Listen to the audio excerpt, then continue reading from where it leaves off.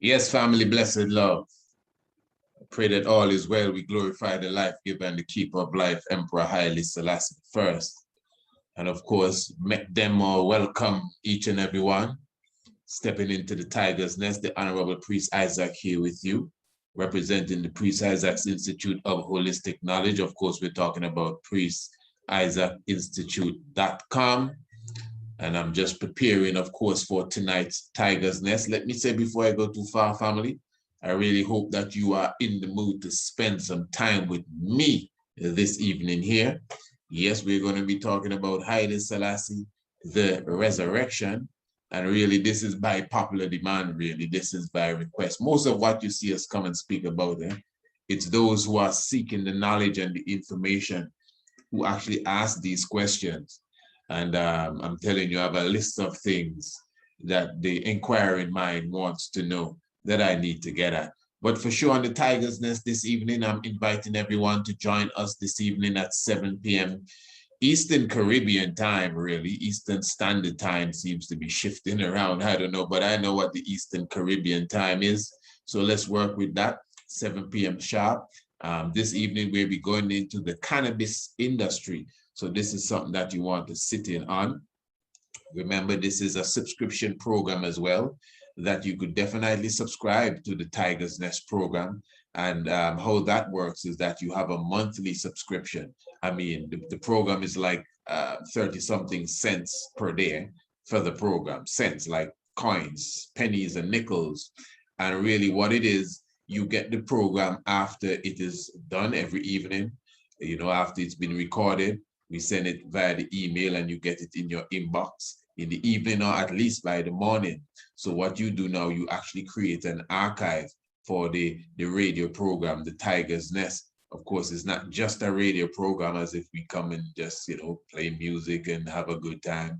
No, it is set, the time that is allotted to us, it is set in the sense like a classroom environment. So this is why we have series and these different things. So it's really a collector's item, really. And of course, as I said, you could subscribe to the Tiger's Nest. Of course, it's not a program you have to pay to listen to, family. All you have to do is to join us on Radio Anu. I'm talking about the international flavor, the universal spice, priestisaacinstitute.com, every evening at 7 p.m. sharp. And it's live and direct and repeated the next day at 7 a.m. But then after that, it's not there. And of course, those of you who would have missed it and you are subscribers, you would have already had a copy. Good. And even if you're not, even if you listen to it every night, you should still subscribe and have a copy of it. As I said, collector's items we are dealing with. The subscription is only $20 a month, but you could have a 6-month subscription, which is just 100, or you could have a yearly subscription, which is just 150. So you imagine a whole year, you don't even have to contemplate about the Tiger's Nest. We're just sending it to you every day. And when you work it down, it's pennies per day for that. So give thanks. And let me just highlight to you a brand new program. So that's tonight. Make sure you join us tonight, 7 p.m. sharp, the Tiger's Nest. But for sure, we have a brand new program, a brand new uprising program. This is every Monday to Friday. Make sure you check this one out. This is right on Radio Anu as well. This is a Serengeti. Yes, that's your Up-Ra-A-Sing edition, Up-Ra-A-Sing, uprising, Up-Ra-A-Sing, the sun is rising. So definitely for those of you, especially on this longitude and in this hemisphere, this is your uprising program where you get the vibes and the energy to go towards the day and face it like a real warrior. Yeah, just join us every uprising from 5:30. We are here. Nyabingi drum sound going through. 6 o'clock, the program goes into another level. I carry you up until 7 o'clock until it's time for you to hear the replay of the Tiger's Nest from the previous evening. So that's what it's all about, my family. I'm talking about on Radio Anu and all of these programs here. Definitely Serengeti will officially begin on the 15th day of November. So look forward to that. Every uprising talking about your Up-Ra-A-Sing. All right. And I must highlight as well, Youth University. Oh yeah, this is gonna be the heavy program. I am looking forward to this one. This as well will be debuted on the 15th. And those of you who were with us on that was just 7 days ago for Menelik II's anniversary coronation, our Patrons Day, the launch of the website and the launch of Radio Anu. We definitely had a wonderful sit down with the Honorable Princess Akesha Menen. We had a wonderful sit down with the Honorable Prince Alamase, you know, who brings his scientific facts, and the princess brings her Kiswahili word and all the African knowledge and science and everything put together. Even myself and the Honorable Princess Akesha Menin, we will be doing a combined lecture. The lecture will be myself and her, and we will be highlighting the African warrior women in Africa. Definitely. So just in a few days, you'll get more details as it relates to that upcoming lecture with myself and the Honorable Princess Akesha Menin. Definitely something you're not gonna want to miss at all. But Youth University, bring the youths them and come. Definitely this is this Monday, the 15th officially, from 4 p.m. to 4:30, and every Monday from that time to that time in the afternoon, you come in, bring in the youth. We're talking about Youth University. And remember, these youths are the same youths, along with myself, who host the International Homeschooling Program. All right. And in fact, since I mentioned that there, while I look to just light up my chalwa, I'm going to light my chalwa now, and we're going to get into the reasoning. But while I do that, let us just get a word, since I mentioned the International Homeschool Program. We're going to get a word from the good sister there, you know, definitely, who joined us also for our Patrons Day. What a wonderful day that was specifically. And she gave her testimony. This is Empress Akia. Let's just get a little of it. I'm going to light my chalice. And yes, blessed love family. That's me. Give thanks. We have Sister Akia here with us, and she is one of our blessed patrons as it relates to the International Homeschool Program herself, and her wonderful child, her wonderful daughter. Sister Akia, blessed love.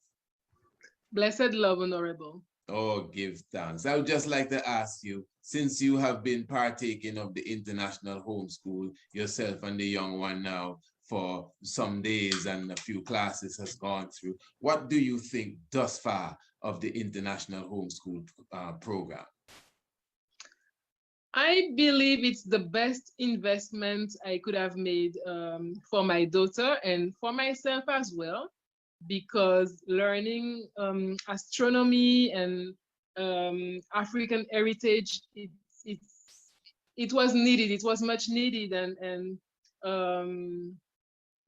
the classes are very, very rich.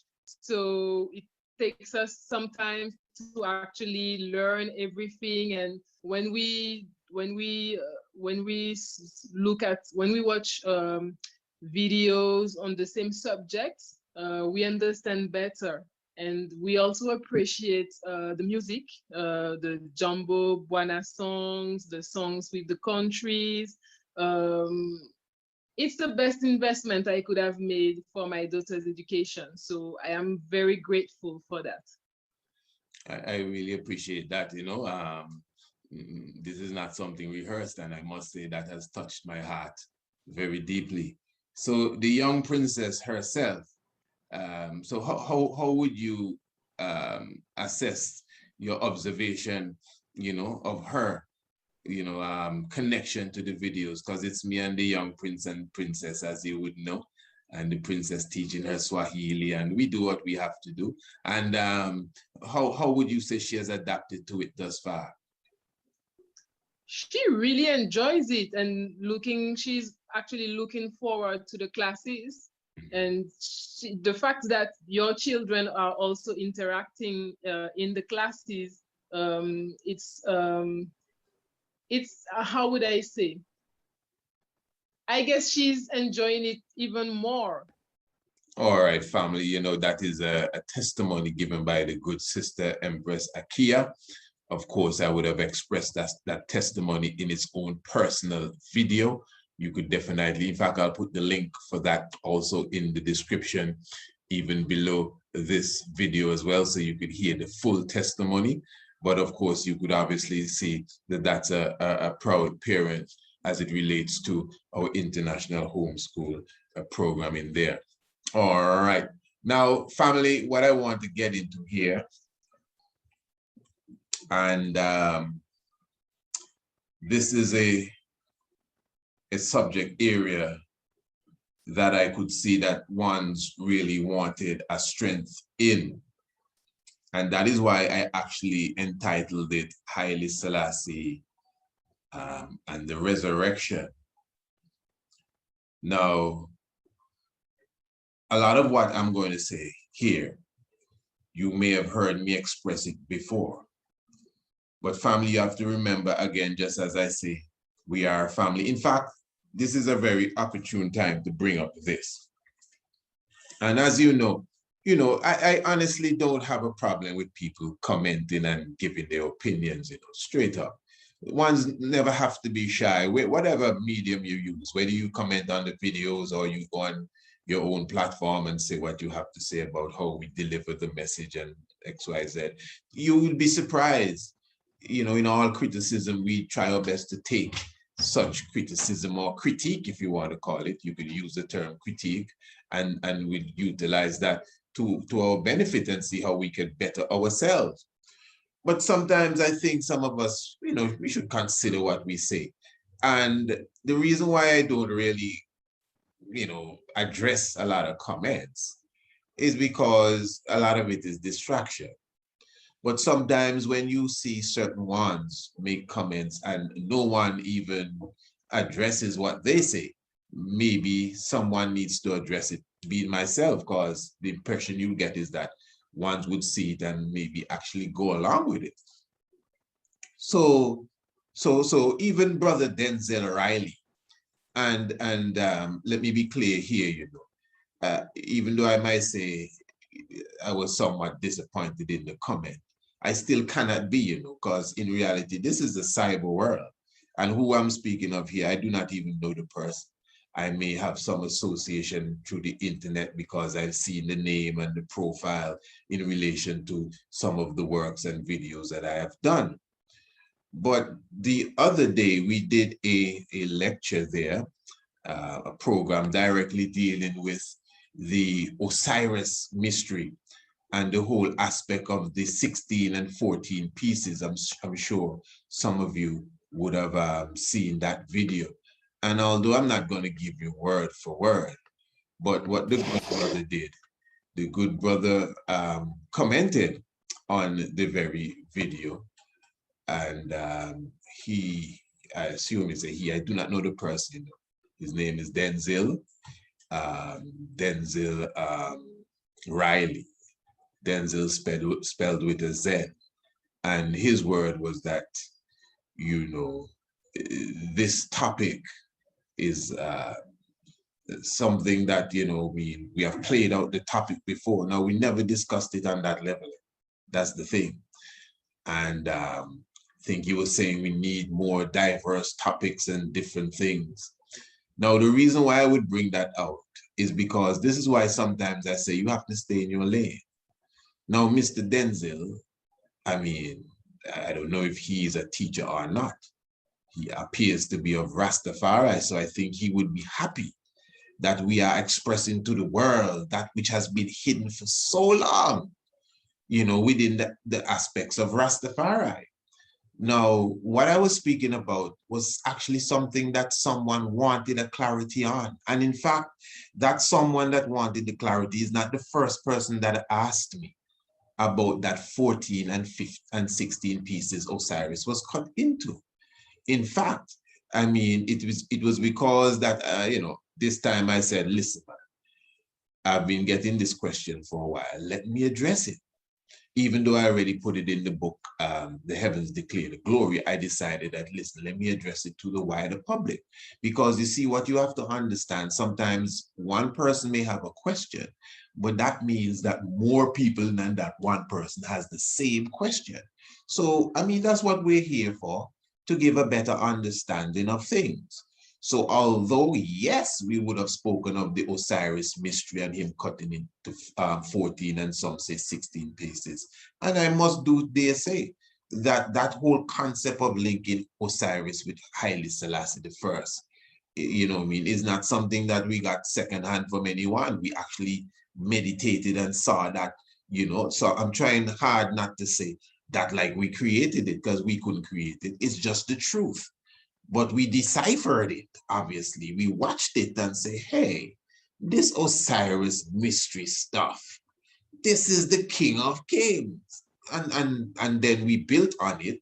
We have done whole documentaries about it. We've written books, and yes, we have lectured on it. And to be honest, almost every day, the more you even study the Osiris mystery, and the more you study the Emperor of Ethiopia, is the more you see how they link together. So when we even see new things, are we to hide it and not bring it out to the people? No.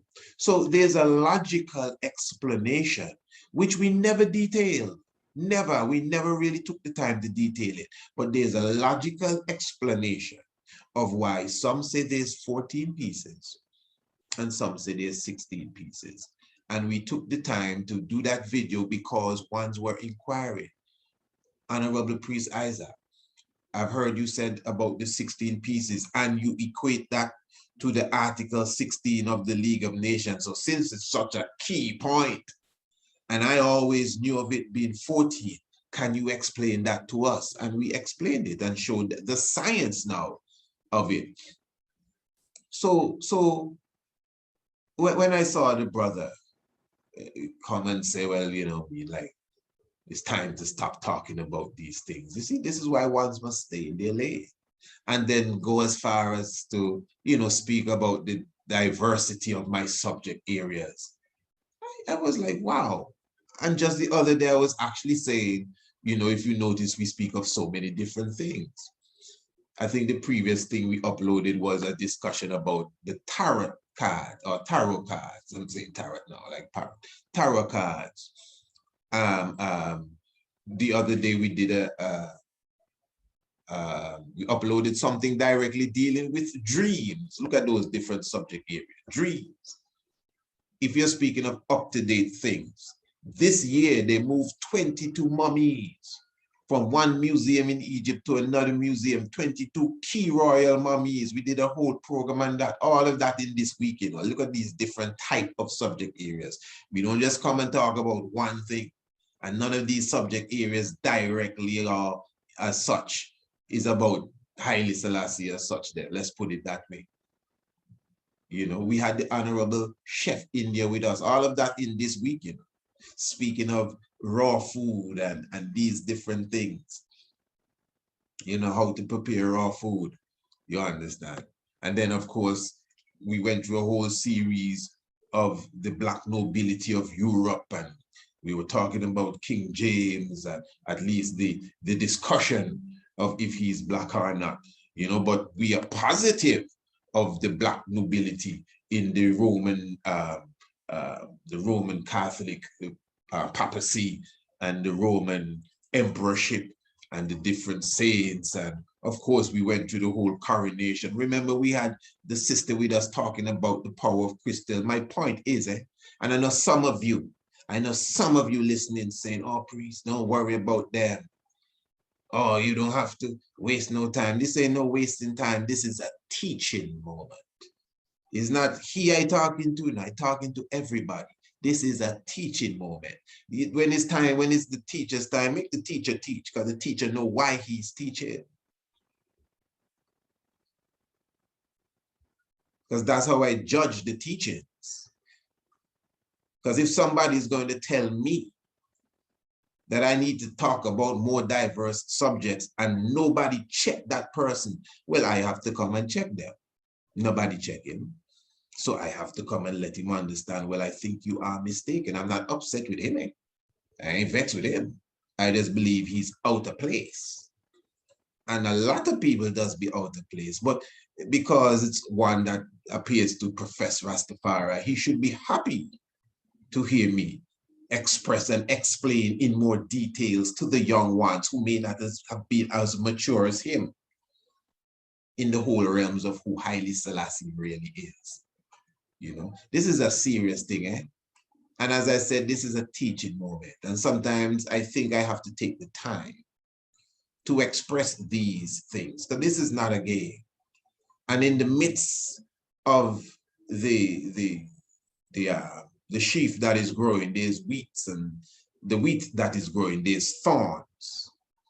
There is thorns, and that has to be made clear. So even what we are going to express today now, it is the young minds. A lot of us, we tend to forget that there are people that are gravitating to this truth on a daily level. King Emmanuel teaches us that we must put the food in the reach of the children. A lot of us don't seem to have the ability to do that, to put the food in the reach of the children so the children can gravitate to it.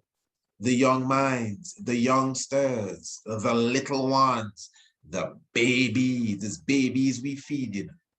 I don't want to make it sound a winner, man, fam. With all love and respect, even to the brother I'm speaking of, it's babies we feed.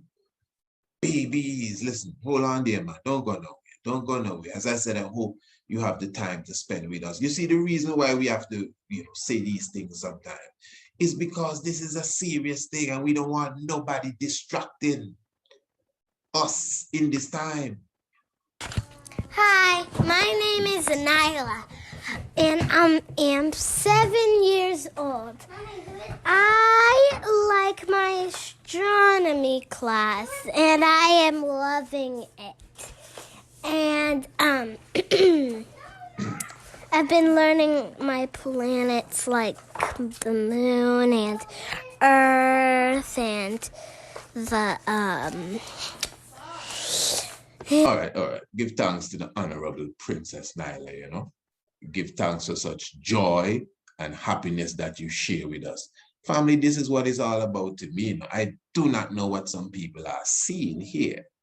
This is not entertainment. I don't know what you think it is.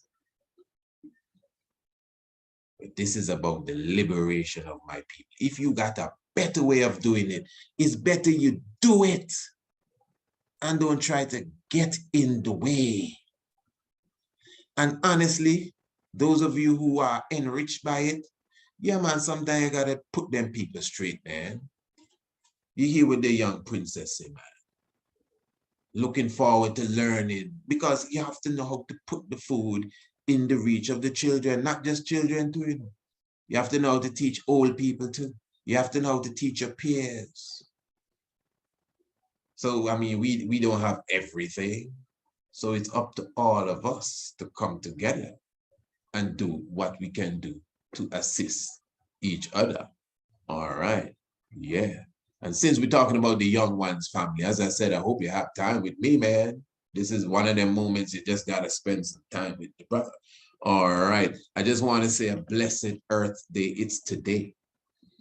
It's today. No, family, I didn't forget at all.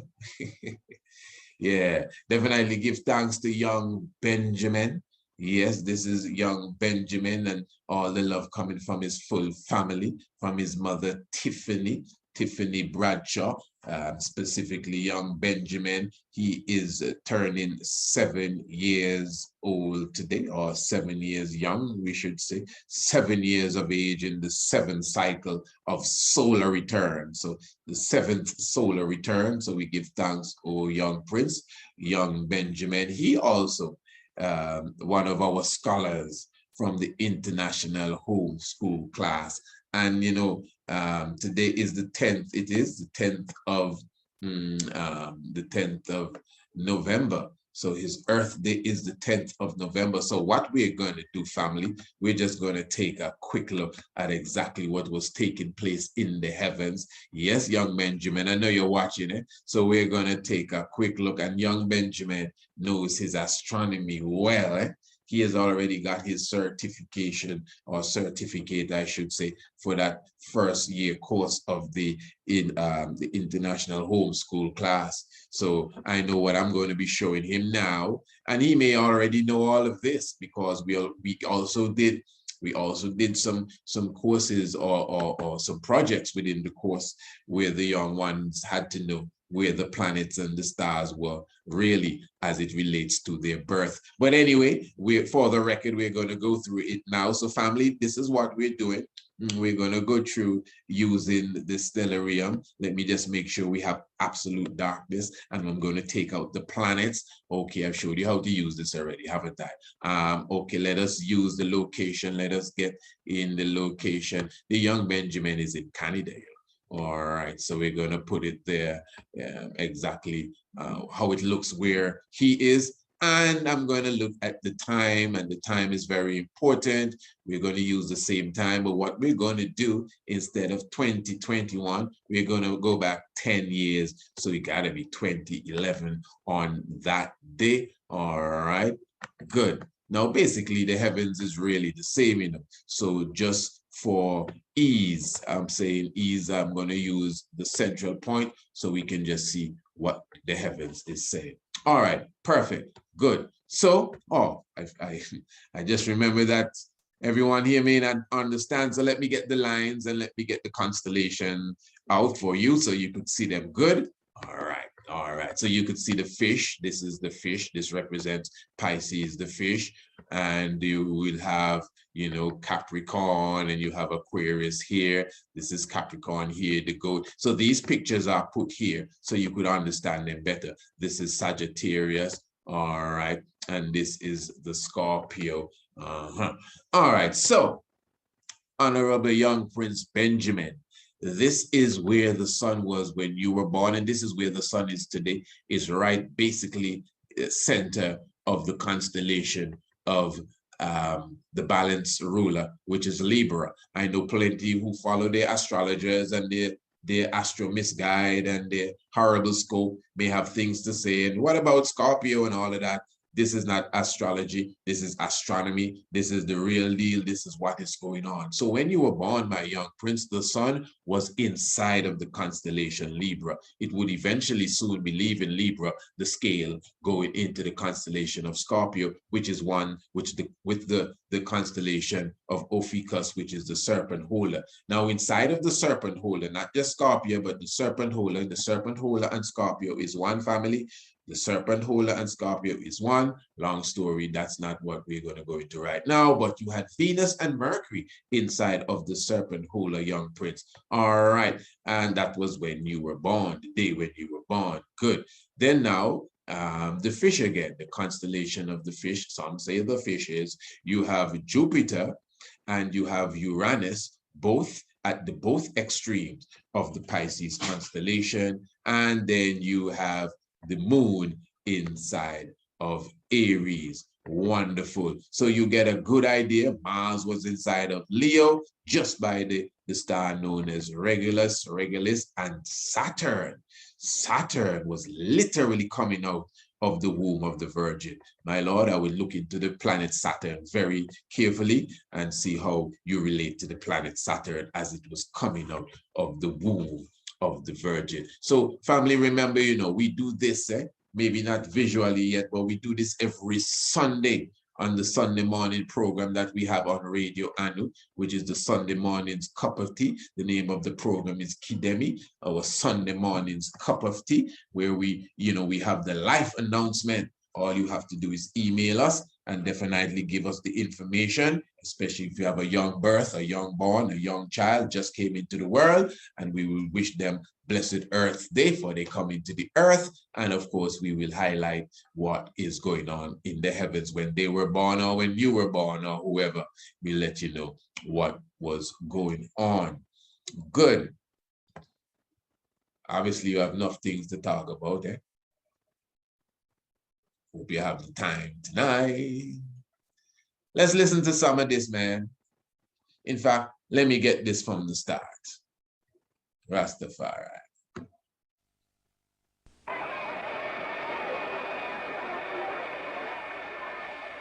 These people are waiting for the appearance of a living legend.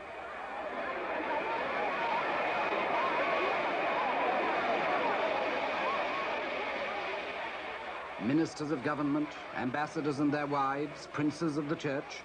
By now, they've probably lost count of the number of times they've waited here at Addis Ababa Airport for the same extraordinary man. In a moment, he'll step from the door of this aircraft to a scene that's even more familiar to him.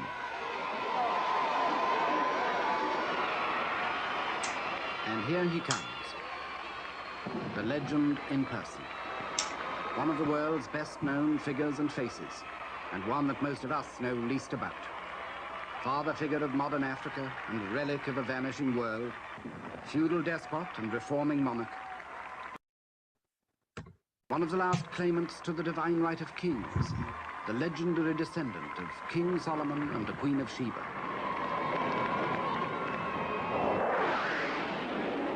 His Imperial Majesty, Haile Selassie I, conquering lion of the tribe of Judah, elect of God, King of kings, Emperor of Ethiopia.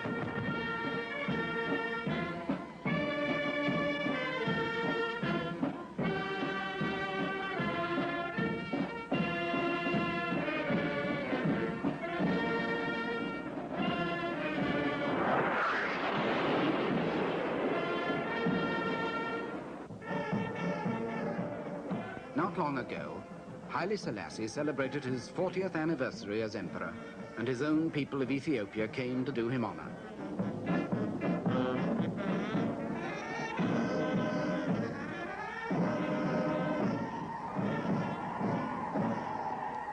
But Haile Selassie in his time has been far more than just the ruler of a small African state. He's become one of the great survivors of our day and of yesterday, riding out in shrewd triumph all that the 20th century could throw at him. All right, so definitely give thanks, family. Just buckle in yourself. You must admit, when I started, I began by saying, I hope you have time to spend with me. So obviously, we got a few things that we have to cover, and it will take a little time for us to go through, you know. Right. Give thanks. So,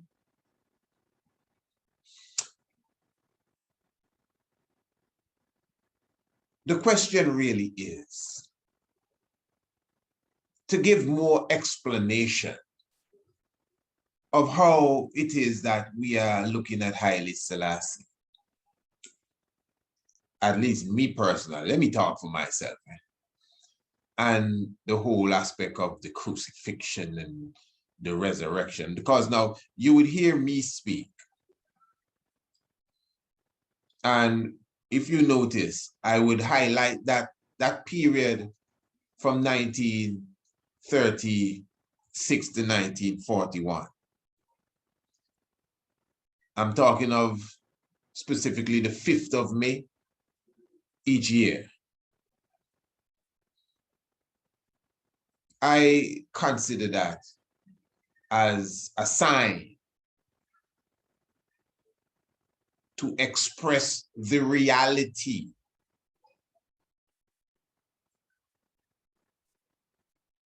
of the literal fulfillment of the allegory of Christ bearing 5 bleeding wounds. And not just bearing these 5 wounds, but why he bore these 5 wounds. He bore these 5 wounds for mankind.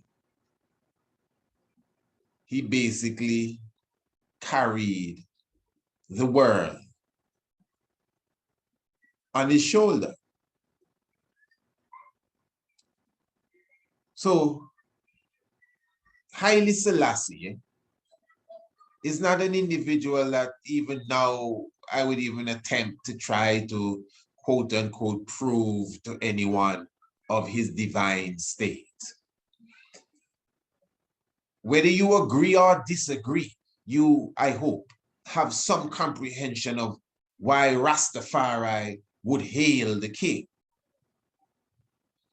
Whether you believe it or not, whether it's something that you ascribe to or subscribe to, whatever the case is, Haile Selassie I, Negusa Nagas means King of Kings, Lion of Judah.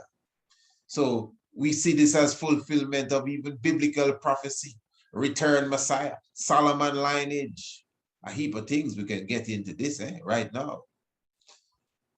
So even as I highlight personally again the Osiris mystery, that's just one of the ancient prophecies of a coming Messiah. There are others, even some of the Greek mythology and Atlas and these ones. When you study them properly, it is Haile Selassie. The Buddha, we have gone through that, the Buddha concept, Haile Selassie, Nigga Juna himself, Haile Selassie. You can go as far as Uncle Tom and Uncle Wat programs we've done already, you know, Haile Selassie. So the point is, for even the heavens, we just went into the stars there for a moment, and Mars in Leo and all of these things, Haile Selassie. So it's not just the Bible, Quran. You know, we look at that properly. Who is this Christ Messiah figure that shall talk to people in such an old age and speak to kings and diplomats in an old age according to the Quran? And he shall be well versed in the Torah and the gospel and the Quran according to the Quran. The Messiah, the son of Mary. Remember, the Quran was written 500 years after him, so it's a Messiah to come. Remember, the King of Kings was born in what they say is the fourth holiest city in Islam, in Hara. And the king in his wise mind, we did a whole program. In fact, we have that specific lecture that's available on our website. You can visit our website and go in the shop. You get the whole details on that lecture, Rastafari, Haile Selassie, and Islam. Show you the clear connection with Haile Selassie and Islam, historically and even on a theological level. So all roads lead to Haile Selassie. This is undeniable, irrefutable, cannot be disputed. You just can't, you know, long talk here. So we're not here trying to prove that His Majesty is a divine being or anything. I mean, ones, even in the divinity, ones have a different outlook at him. Ones will tell you, well, he's the Christ returned. Ones will tell you, well, no, Christ ever returned. He is the Christ, the one and only. Ones will tell you, well, he's the Son of God. One will say, no, he's God himself. Ones will say he's the Almighty God. And you have all sorts of different outlooks, but the point is, I think we can all agree of the divinity of the man. All right, good. Now, taking all of that into consideration, we want to look at the reality now of what has taken place historically. Because the crucifixion of the Christ is an allegory, is a metaphor of something real that will happen. Have you ever heard them talk about the 16 crucified saviors? I'm sure many of you have heard about that book. I've come across the book, and sometimes I think we misreference that book, because people will say that the Christ, Jesus Christ of 2,000 years ago. Ones will tell you that outside of him, there were 16 other crucified saviors.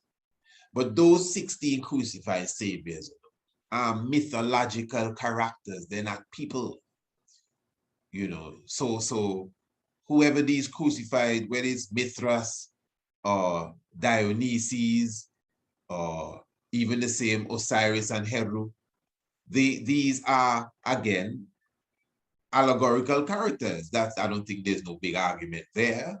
Zeus and so them not no real people. These are considered to be, you know, mythological characters within the story. Good. So to say that there were 16 other crucified saviors beside the Yahshua there, you know, taking into consideration that the Yahshua, you know, is a human being 2,000 or so years ago, a real person 2,000 or so years ago, and went through a tribulation, a crucifixion. But then we're saying, but 16 other people go through that. But these 16 other people that we're talking about are myths. That's a fact. Nobody can dispute. Now, some will enter the conversation and will say, yeah, that's true, but the Yahushua is a myth too. That is a discussion, and one can debate about that. But I know Haile Selassie ain't no myth. I'm positive that Haile Selassie is not no myth. Now, the crucifixion of the Christ, and listen, family, you have to really get this good. This is why I mentioned even in a previous video that we did,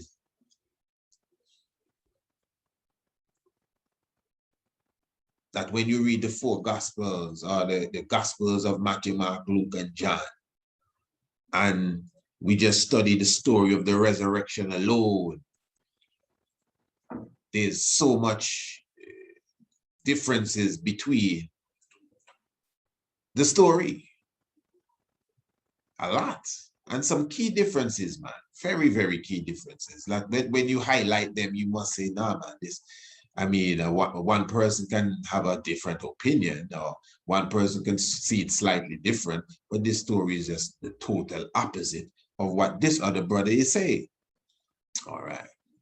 Again, you could take it as if it's just total contradiction. But again, that's why I highlighted, for those who want to learn, that even in the ancient scripts, one story is written in one way, and then it's written again in another way. But it's allegorical. That's why 14 pieces could stand for the lunar moon, the moon and its lunar cycle, and the 16 pieces stood for the rise of the river Nile.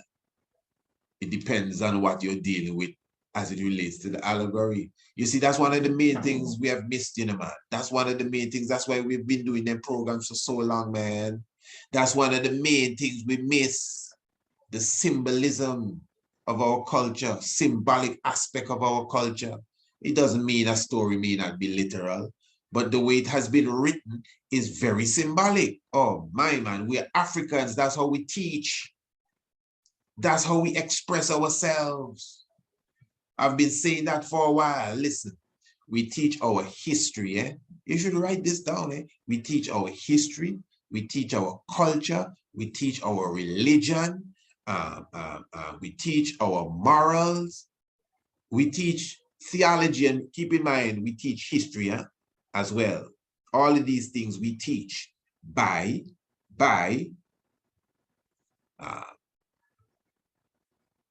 the theater. We use the theater to teach these things, even our history. By singing, by instrument, not just music, instrument without singing. We teach these things. Which things? History, culture, morals, religion, all of these things we teach them by theater, singing, music, instruments. The griot speaks on the instruments. Drumming, all of that is teachings, artwork, even the hieroglyphs, because we are a multifaceted people. That's what I'm trying to show you, family. We are multifaceted.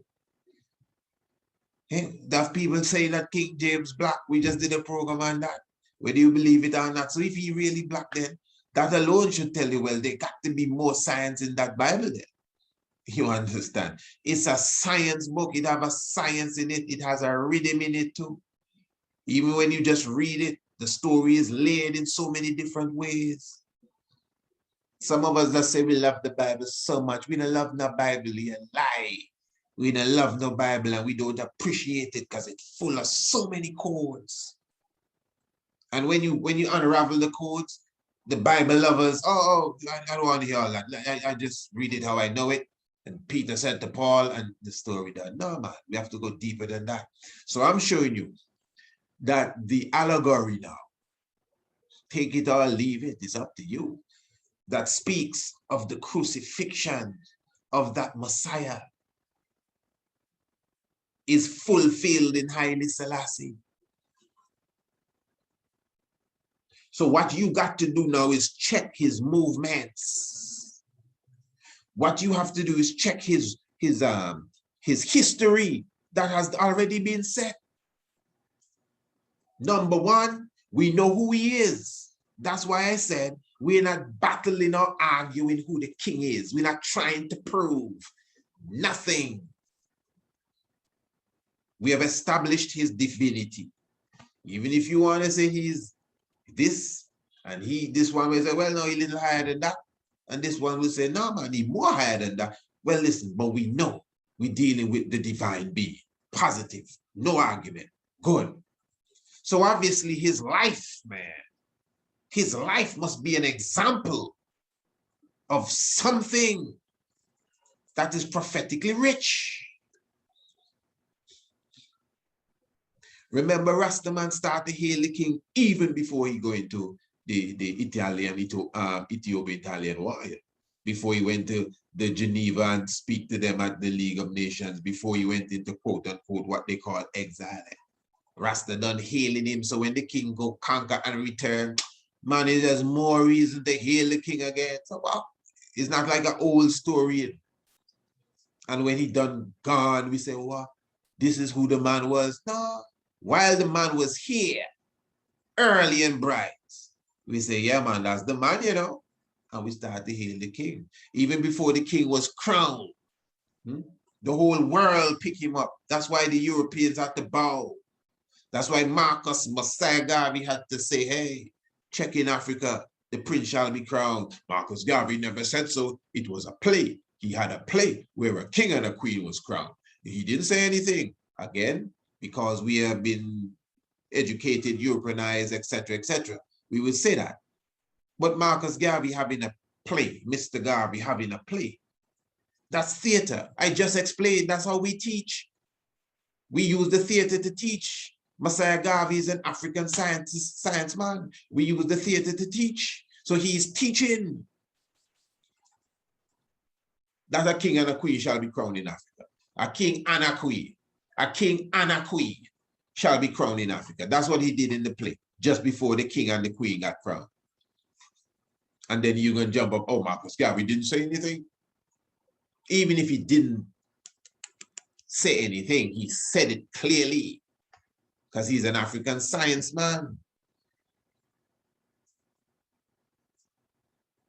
Every 60 years, the Dogons in their dance, you know, what do you call the Dogon dance there again? Yeah, the name of the star there, the serious star. Yeah, but it's a Siggy too. There's a dance that they do every 60 years. So what you want to tell me? In that dance, they're explaining to you how the binary star, some say it's no, some say it's 3 stars, but binary or trinary star system, Sirius.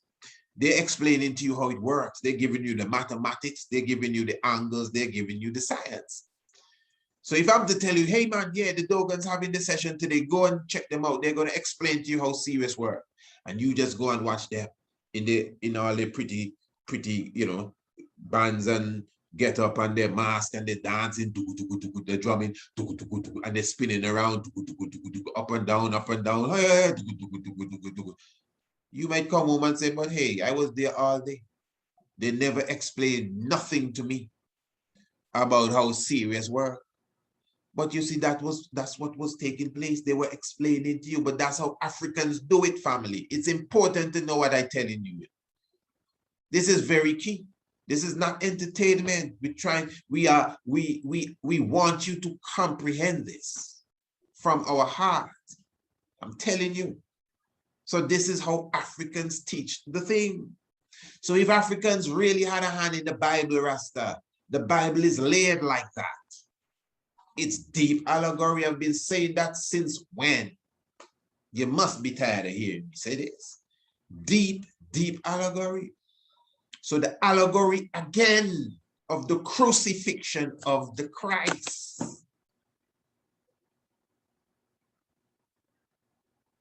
And it doesn't take away from nobody 2,000 years ago going under their own crucifixion. Because I'm sure somebody 2,000 years before him went under his own crucifixion. And prior to that, in another dispensation, another crucifixion, another sufferation, another amenta. We as a people went through our own crucifixion. The science is clear, but we're talking about Haile Selassie now. So, in the literal aspect, if I'm going to use, follow me family, please.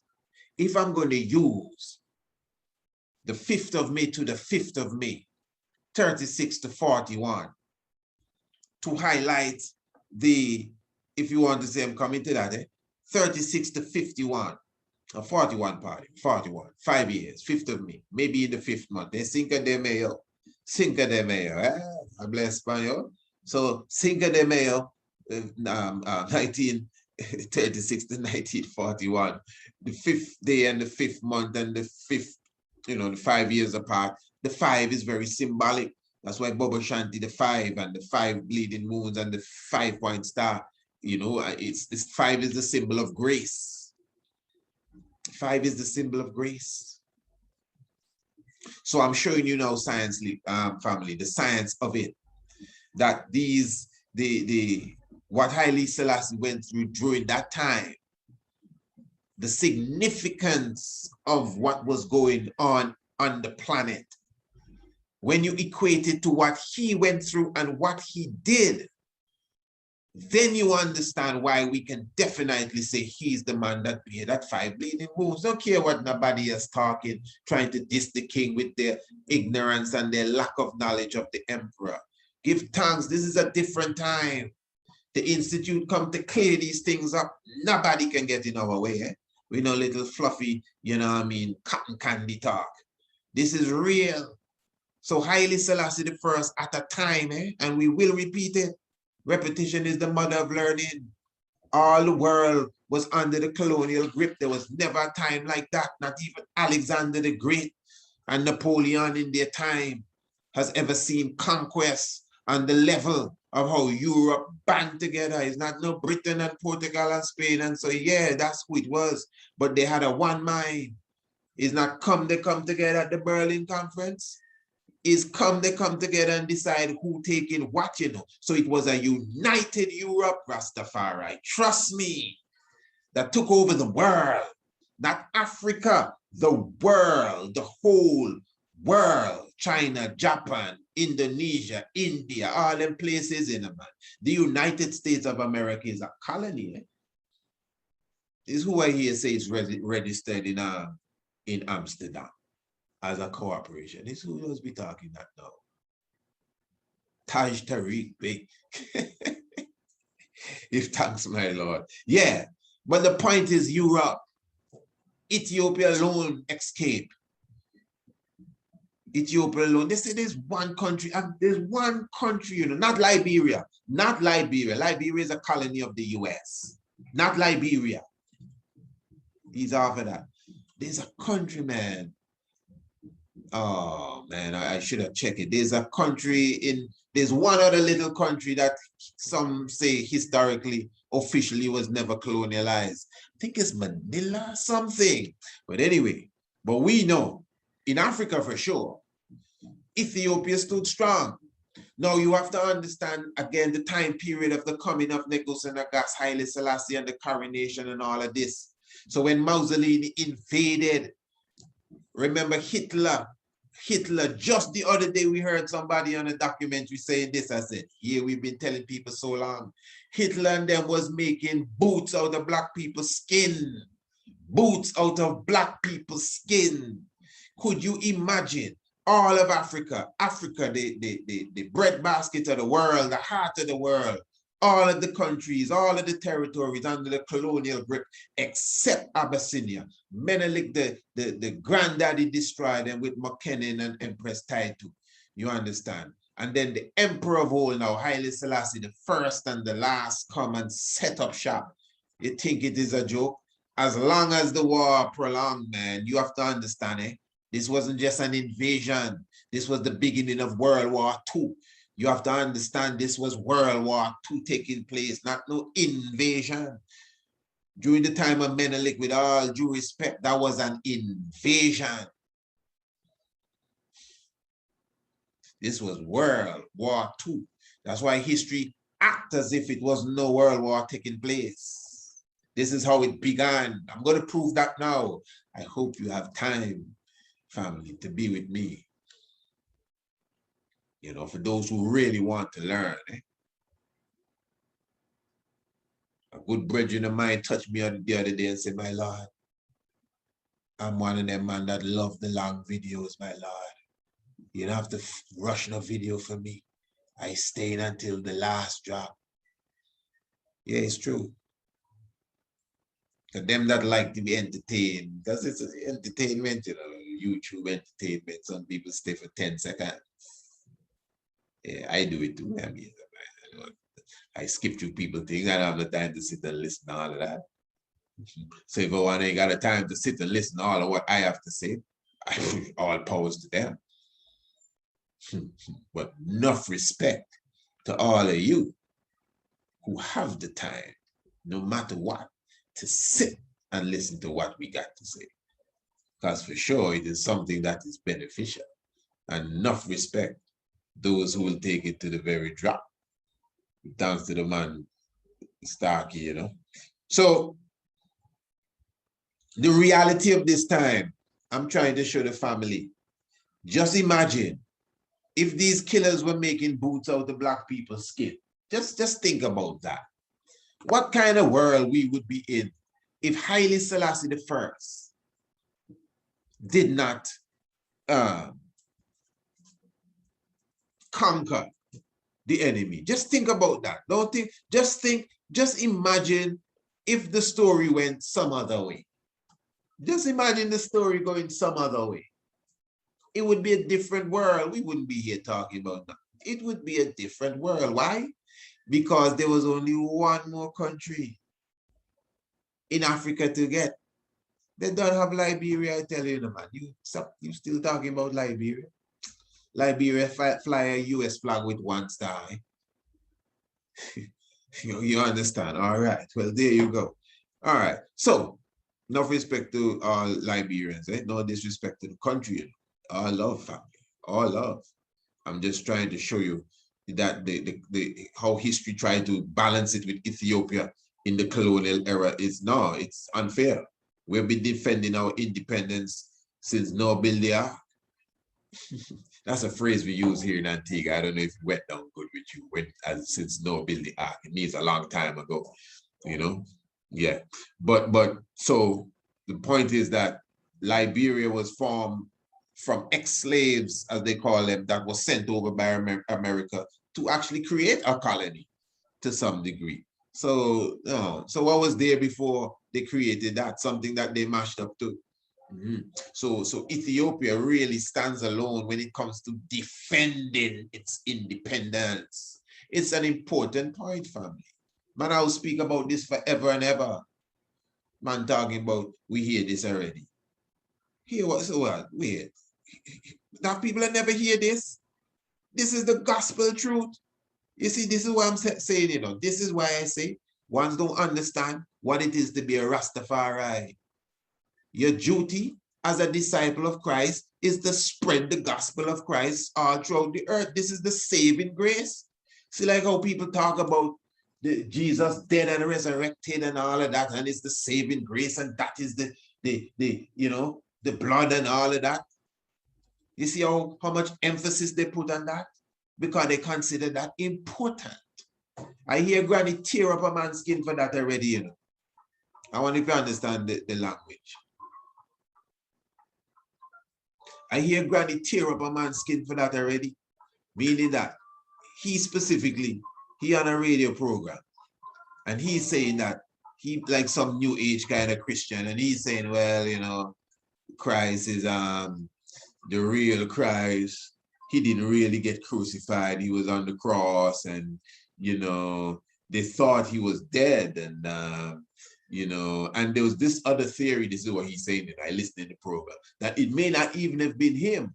It may have been another one that looked like him, because some people say it was really Judas, you know, some say Thomas looked like him. And that's the same way the brother talking to him. And I remember this is about 12 years ago.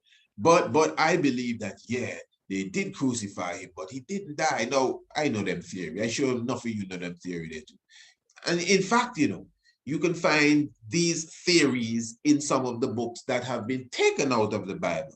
They have theories where they say they're crucifying a man and the real Christ watching him, watching them crucify him. I'm sure you've read these things. Those of you who are intense in their study. Good. A woman calling the same program. Some of you hear me talk about this already. And the woman says, Sonny, listen, I don't know you, because he has this, like this American accent. Sonny, but she raw Caribbean, raw Antiguan. Sonny, I don't know you, eh? But if you don't believe that Jesus Christ died and dead, she says about 10 times, the Friday afternoon, and wake up and come back alive the Sunday, you're not no real Christian. I said, wow. So she just taking her clean. So she trying to say, no, come with no watered down version of this salvation to us. Talking about they thought he was dead. If he didn't die, then you and me wouldn't be saved. That's what she's trying to say. It is his death that brought salvation to the world. Not no pretend, not no coma, not no deep sleep. He lost his life and regained it. That's the miracle. Man, the woman quiet the man for the rest of the show. They could hardly get the next word out of him. They had to go to break about 10 times until the time was up. The way the granny washes skin. That's another phrase we use here. Wash his skin. You know? So in the same way, I ain't telling you to believe in nobody dead and come back. You know how I stay with that. But I'm just trying to show you the energy around the conception of the suffering Messiah is deep, man. When the emperor was in England, remember he appeared on the BBC radio station on Christmas Day when his knee was fractured. He was in a taxi, taxi, you know. Number one, the emperor should not be no taxi. The emperor riding in taxi, man, the emperor, man, remember you, even when they came to put him under house arrest in 1974, and they were putting him in the Volkswagen, he asked them if that is what they're gonna put him in. So there's certain levels of a dignified royal guard. But because of the war, this is just symbolically showing you the levels that the emperor came to. Yeah, that's what it is. I tell you, the man never wear the crown after the coronation. You know, it's a very humble and simple level he's showing you. Yeah. So after getting into that accident in the taxi, for those who know the story, we've talked about it already. For those who get in the, when he got in the accident, his knee was fractured and they tried to get a doctor, but to no avail. And the emperor said, hey, it's time to do the interview. I have to go and do it. And the emperor went. He didn't go hopping. He didn't have no crutches, or else you would have seen them pictures there. Some of them pictures, you see the emperor walking cool and smooth and everything, is when he had a fractured knee. A fractured knee, I say, no, man, your knee, you know. Your, what the knee is again? Patella. The patella. The man fractured his patella, give thanks. You understand? In a car accident. and walked to the BBC cool and gave the speech. But what was the speech he gave? On Christmas Day, he spoke about the suffering of the Messiah and how many of us tend to on this day, forget how he had to suffer for all of us. That's what he was going through at the moment. Haile Selassie, as the divine in flesh, number one, shouldn't even be taking no train to go get no taxi to reach the BBC. Number one, that's not the royal guard, straight up. So all of that is symbolic of what has happened, where he leave his throne to come in the belly of the beast to liberate his people, then to get in accident and fracture knee and still have to make a speech on Christ's birthday. Listen to his speech. On this day, you know what I mean? On equal day, he speaks of it in that tone. You know, many of us in our celebration tend to forget the suffering that the Messiah went through for all of us. He's talking about himself. I know that for sure. You can say what you want. Oh, talking about the Christ and okay. If there's there, I mean, all right. Yeah, all right. Okay, I understand. Even if that is so, he definitely talking about himself. You can't get away from that. Because people will tell you, you know, he's a Christian, but he's talking about himself. Because that's what he was going through. Because remember again, black people's skin and boots is not just black people here. You could imagine them killers there holding on to Ethiopia, Mussolini and Hitler. You think this planet would be the same? You think this world we live in would be the same? Talk about total annihilation and everything mash up. And then that whole colonial process after the emperor regained Ethiopia, the colonial process was reversed.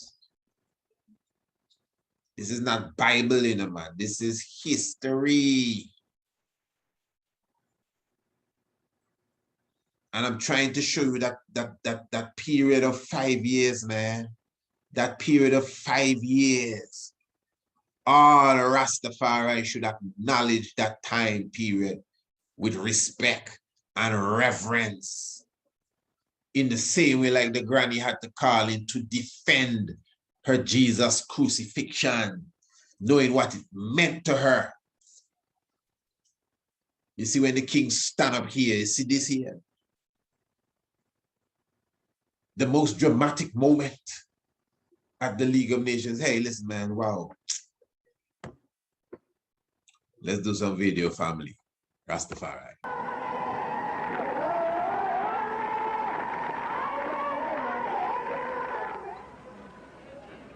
Today, Haile Selassie is courted by all the world. At his anniversary reception, he's become one of the great survivors of our day and of yesterday.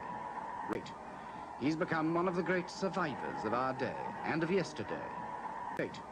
He's become one of the great survivors of our day and of yesterday, riding out in shrewd triumph all that the 20th century could throw at him. Now, I think the narration of this documentary is very important. Propaganda as it may be, but yet still, I mean, there's just so much you can propagandize. It's just the truth got to get out.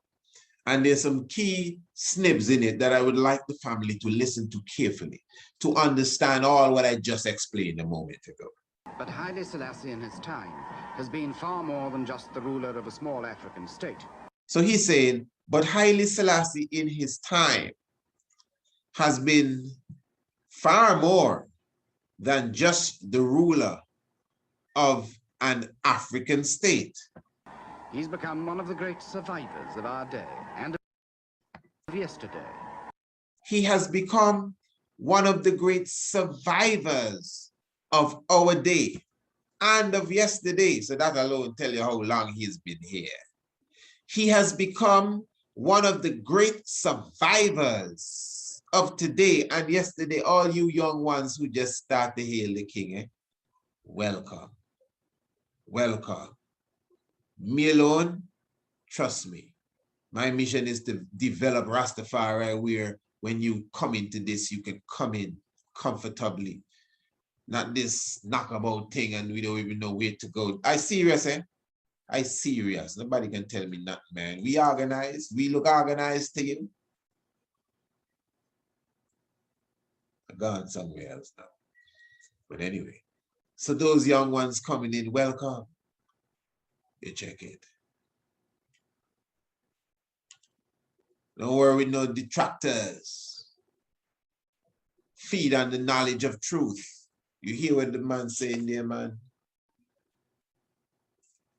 The king is one of the great survivors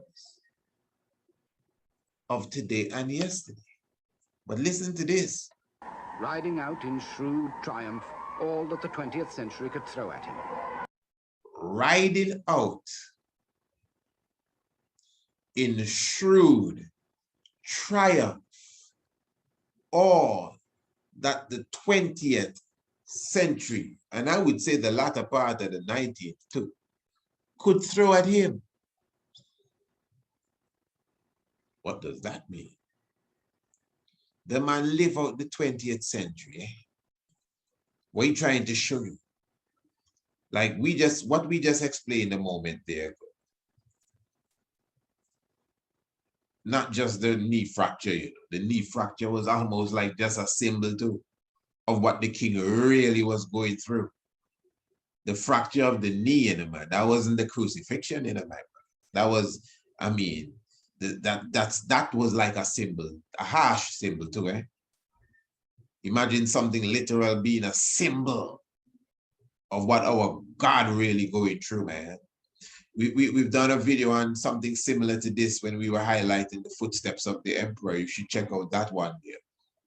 You know, and even the video, the footsteps of the emperor, I'm telling you, you get a real understanding of you know, the weight that was upon the shoulder of the God, even down to economics, finance, and being the father of all of Ethiopia. So all of these things are important, you know, to put together, to sum up, to get a good comprehension of really what we are dealing with here. So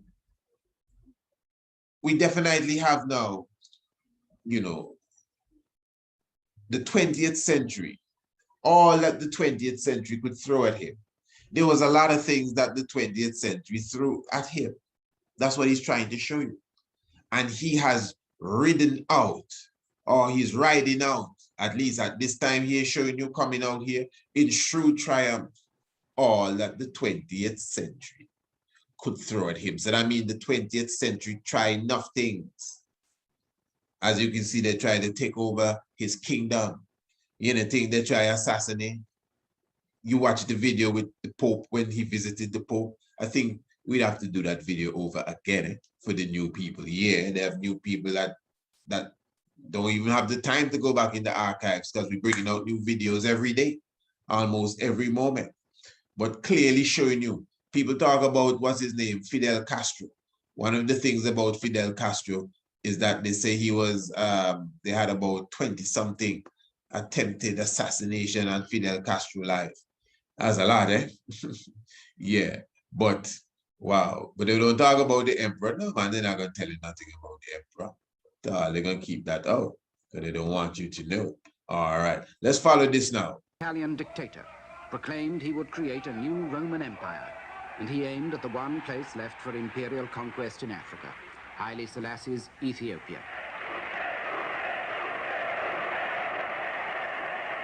Mussolini's excuse was Ethiopia's backwardness, that same medievalism that Haile Selassie himself hoped to end. He told his soldiers they had a civilizing mission, but his ambitions dragged Haile Selassie straight into the 20th century's new barbarism. Hitler threatened the peace of Europe. As the Nazi troops marched, Western statesmen quailed at the thought of a new war. All wars are horrible, and as dangerous as they are horrible. In the mouth of Ramsay MacDonald, Britain's Prime Minister, the age of appeasement was born. Its first sacrifice in the cause of peace in our time was to be the Emperor Haile Selassie.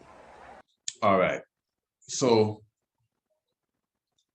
basically, this is highlighting the Mussolini invasion, and you saw Ramsay MacDonald, that's the British Prime Minister at that time, not through the whole war. I think he was just there for like one of them 2-year Prime Minister or 1 year, whatever it was. But so what is happening here, just so you could understand family properly, is that the League of Nations, this is why the League of Nations plays such an important part.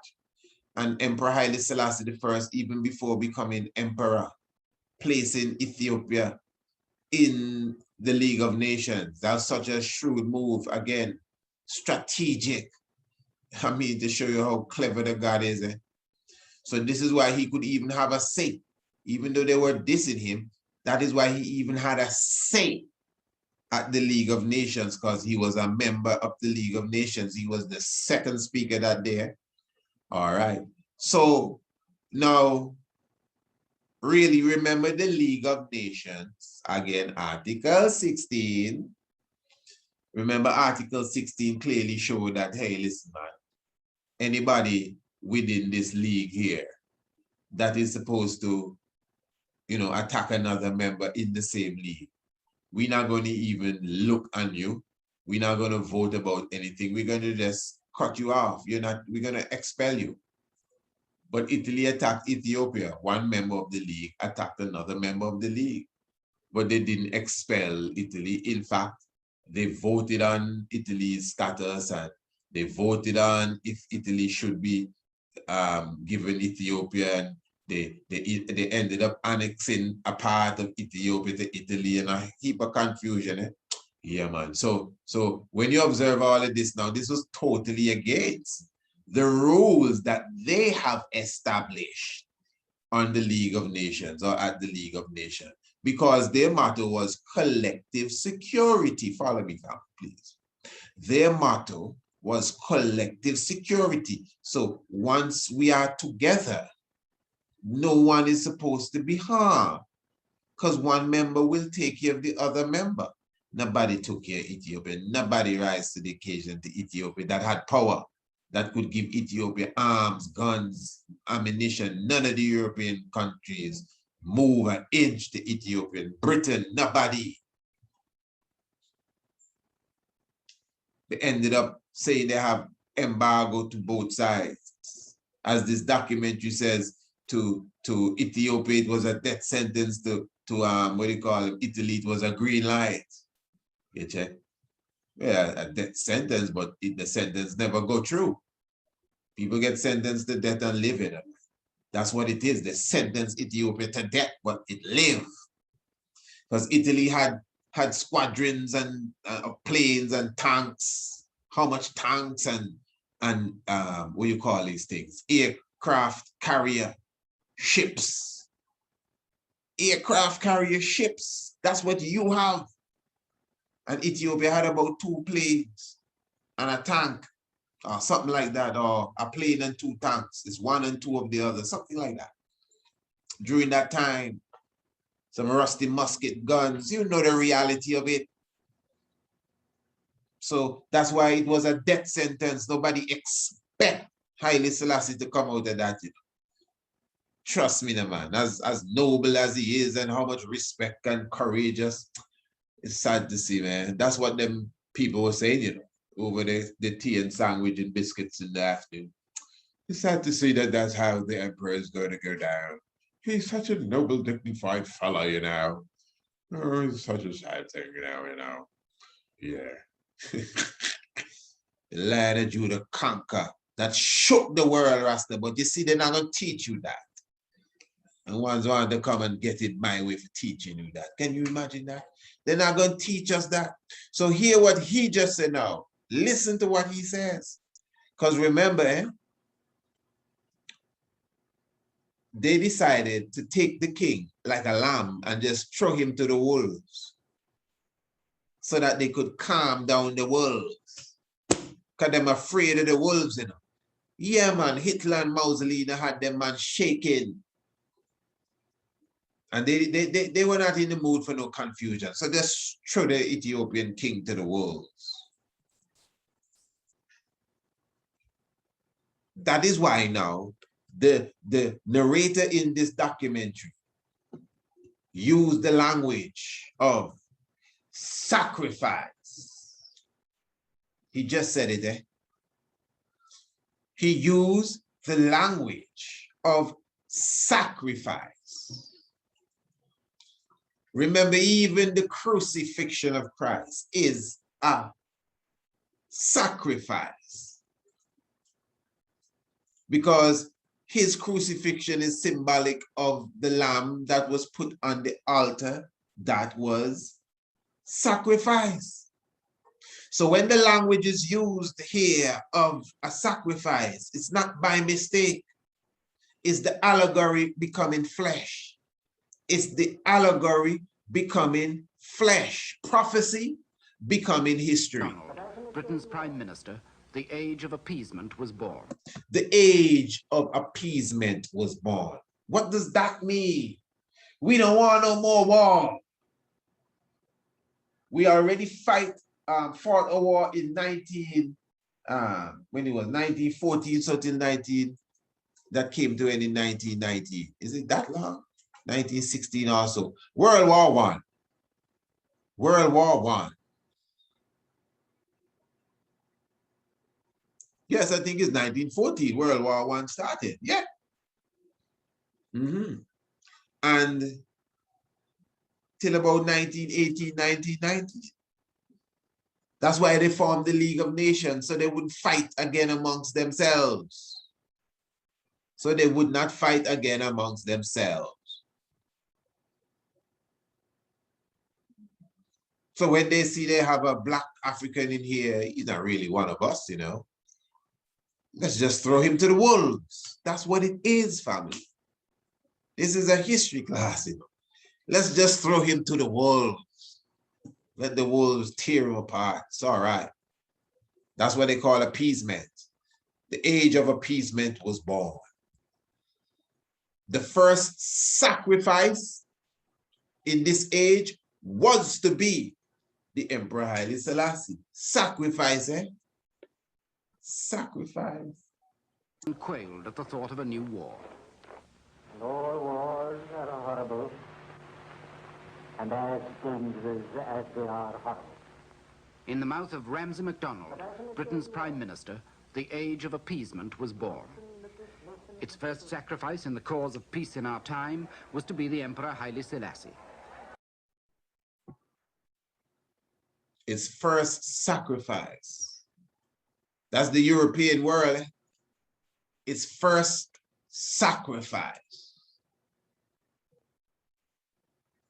for peace in our time was to be the Emperor Haile Selassie.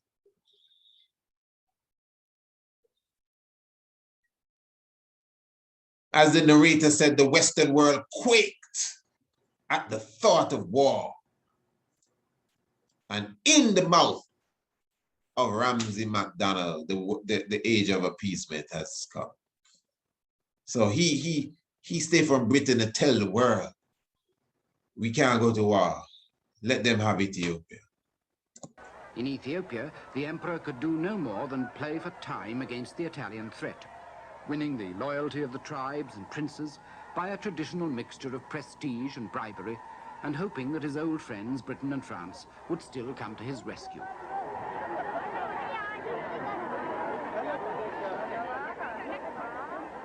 But Haile Selassie and his men were whistling in the dark. The Italian troops were already embarking, and Britain and France would do no more than proclaim an embargo on arms sales to both sides. For Italy, with her own arms, the embargo was a green light. For Ethiopia, it was a death sentence. Hear it there? Now listen to this part. But for Haile Selassie, the final betrayal came at the League of Nations. I like the language. Je ne ferai qu'une brève déclaration. Pierre Laval, the French foreign minister, and Sir Samuel Hoare for Britain. Hoare and Laval, Pierre Laval and Samuel Hoare. I like the language. The final betrayal. Oh my, it's really real history. Talk about sweep under the rug. This is the sweep under the rug. This sweep up properly in the dustbin, in the dustpan, and gone outside in the rubbish bin and the garbage truck. Pick it up. Yeah. If you sweep under the rug, at least it's still around. We have to come and reinvent this thing. Wow. So Pierre Laval and Samuel Hoare. That's his name, eh? The final betrayal. But for Haile Selassie, the final betrayal came at the League of Nations. Je ne ferai qu'une brève déclaration. Pierre Laval, the French foreign minister, and Sir Samuel Hoare for Britain, proposed to hand part of Ethiopia to Mussolini. Appeasement had triumphed. Collective security was a myth. In the war that followed, Haile Selassie had no chance. Now you see, all of this is the Italian destruction. Keeping in mind that Ethiopian, this is important to know. It's a fairy tale story. Ethiopia was nowhere close to Italy when it comes to their armament. So in fact, and the reason why you should know this, because you have to give credence to the courage of the Ethiopians. Credit to the courage of the Ethiopians that stood up, man, with their sticks and their stones. Trust me, against the iron metal of the tanks. It's reality. And the Italians were even using, illegal weapons. Mustard gas and I think flamethrowers, which were illegal as far as war. And Ethiopia didn't have nothing illegal. They hardly had the legal stuff. And they had to withstand this for 3.5 years. When the whole world just turned its back. And of course, somebody gonna say, oh, well, if he's God, which obviously ain't got nothing to do with this conversation here. In fact, since you brought that up, you see the allegory again, this is the same thing they said about the Christ. If he is the Son of God, well, he gonna get down off of the cross. Let's see him come down off of the cross. Because he's the Son of God. There have some Rasta man in Jamaica that praising him big, eh? The man gonna give up now because this is the end. Yeah.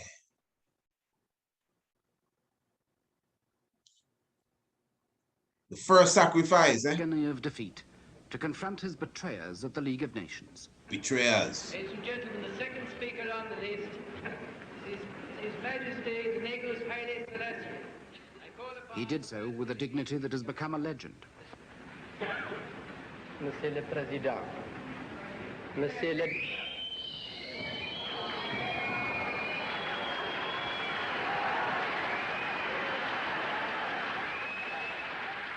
The jeers of fascists in the gallery did not stop him. I am here to claim justice, he said. What reply shall I take back to my people? There was no answer, and there could be none. The League was dead. No.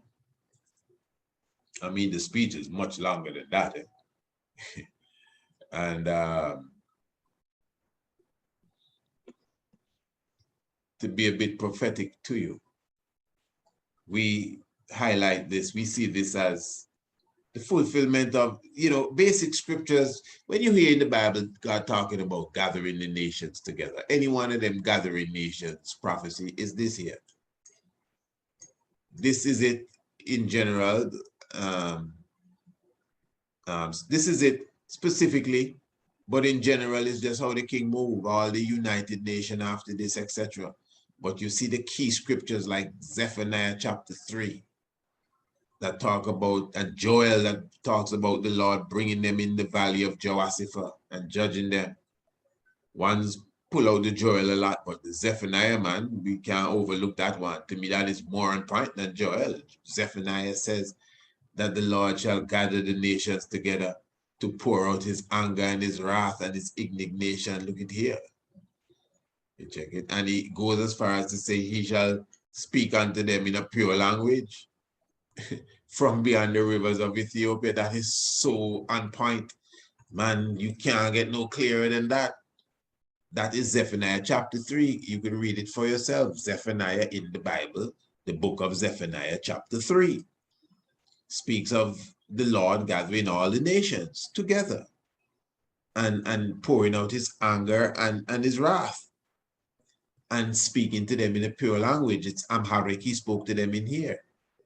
And the thing is, it's not just that he spoke to them in Amharic.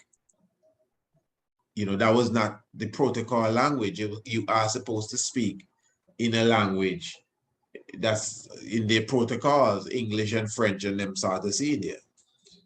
Of course, the emperor could have done such. The emperor definitely could have spoken in French. In fact, he began in French by saying he gonna speak in Amharic, you know what I mean? So he could express himself. So he spoke, the speech was given in Amharic, which was really to a degree against protocol, you know what I mean? Because protocol, even him speaking there, you know, it's like they had to switch protocol for this because a head of state never really speak at the League of Nations. The head of state would send their envoy and foreign minister and representative, but the King of Kings, Haile Selassie I, is the first and only head of state, put that in the record books, that ever speak and address the body known as the League of Nations. This is serious. Ones may say, oh, you said that already, and the world don't recognize that yet. So we need to say it more. You need to say it as well. Make the world know that. Do posters of it. Do t-shirts of it. The only head of state. Put this picture on it. The only head of state to address the defunct League of Nations. Haile Selassie I. Important stuff. That is key stuff. Wow, our God and King. Man must top praise the King. You crazy. Yeah, man. So as he addressed the League of Nations here, as I said, Zephaniah chapter 3, I shall speak unto them in a pure language from beyond the river of Ethiopia. Well, I mean, wow. Amharic is from beyond the river of Ethiopia. And then it goes on to say, my suppliant. Oh my. Suppliant is a word that means the people I plead for. My suppliant. Ethiopia is his suppliant. From beyond the rivers of Ethiopia. My suppliant. So the man that is pleading to the nations is going to be pleading for his suppliant. Who is his suppliant? The people of Ethiopia. It's right there in the scripture, you know. Zephaniah chapter 3. He shall pour out on them his wrath and his indignation. And I shall speak unto them in a pure language, so that they can call upon the name of the Lord from beyond the rivers of Ethiopia, my suppliant. Which means the people I plead for. Who Haile Selassie pleading for here? Ethiopia, his suppliant. Then it goes on to say, the daughter of my dispersed. What does dispersed mean? My people who are scattered abroad. That is why even in the documentary, the footsteps of the emperor, it is highlighted how key, when the woman said, man, the emperor, this is the nanny, you know, the lady that used to take care of the children, the nanny saying, and there were so many people in this house, plus he had people in Egypt and in Jerusalem and all over Africa that he had to take care of. She knew that. As a child, she could pick that up. She could pick that up. The daughter of my dispersed. Ah, man, I feel it, man. You may not feel it. This is my heart. Eh? Trust me, this is my heart. When it comes to this kind of thing here, Man, you could zip up my mouth, you would still hear my heart speaking. I'm telling you, my suppliant, man. This is my life here, you know. The King of Kings is my life, you know. Nothing else in a man. There's nothing that exists that can compare to what Haile Selassie mean. Love, not me. Love to I and I personally. That is it. This is the main thing. This is the driving force. Anything else is a waste of time. In comparison, I tell you, you could say what you want. Give thanks, man. You know how much, you know what this means to all of us, and we neglect this and overlook this and don't even speak about this enough.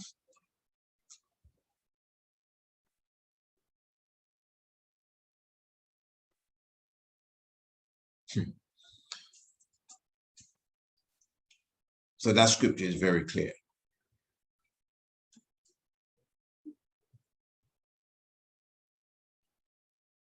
The man said there was no answer because the league was dead. Cheers of fascists in the gallery did not stop him. I am here to claim justice, he said. What reply shall I take back to my people? Claim. There was no answer, and there could be none. The league was dead. So, said the emperor, it is us today. It will be you tomorrow. The league was dead. No.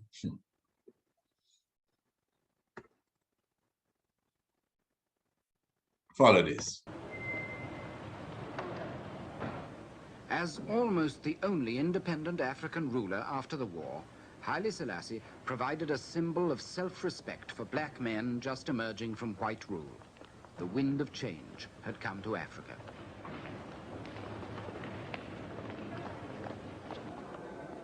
Recognizing the emperor's unique position, the United Nations chose Addis Ababa as its African headquarters, and he embarked on a new political career. The age in which we live, Your Imperial Majesty, is an age of paradox. In his brand new Africa Hall, Haile Selassie presided at innumerable meetings of his new revolutionary colleagues. He became the great African father figure, the great African peacemaker, in the Congo, in Biafra, in Morocco and Algeria. It was a strange apotheosis for the King of Kings. He didn't always succeed, but his voice commanded respect, because he alone in Africa had been both victim and victor. Now, of course, In the struggle against colonial rule. He alone had been the first martyr of the old League of Nations and was now a founder and guide of the new United Nations. now, of course, you know, remember we did the video just the other day about the Prince of Peace, the King of Peace. And we were highlighting some of those things that was just mentioned. And I'm almost done, family. Don't worry, I'm going to seal up right now. When he was talking about there a moment ago, the king, the peacemaker, that's what he referred to him as a moment ago, in Biafra, in the Congo, in Algeria, Morocco. And we've highlighted these things, showing you on a realistic level who Negus and Nagas is, who the King of Kings is. So that's what he's highlighting here. But here it is. The struggle against colonial rule. He alone had been the first martyr of the old League of Nations. Martyr. Okay.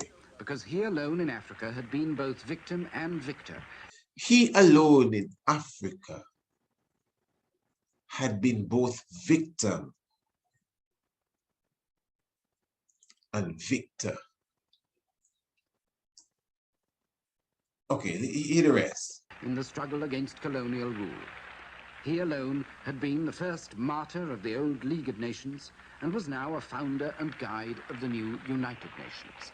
Now, you see what I'm saying, family? Just, if you could just take the mind away from the religious kind of thinking for the moment and just look at this realistically. If you could just grasp this concept that I'm showing you of the allegory becoming flesh, but that don't mean it's going to become flesh in the same way that it was written. It's written in high, you know, Jonah will come and Jonah will go in the belly of the fish.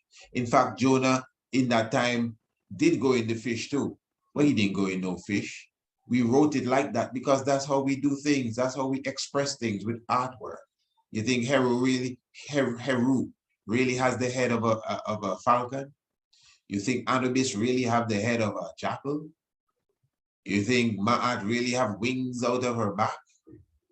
Some of us laugh at the angel wings, but our Kemetic things have wings too. Isn't it symbolic? Isn't it symbolism? You understand? In fact, didn't they get their wings from us? Do you think Osiris is really green? I mean, so symbolism is deep. And that's what I'm showing you. If we could just grasp that. Because this is what he's saying here.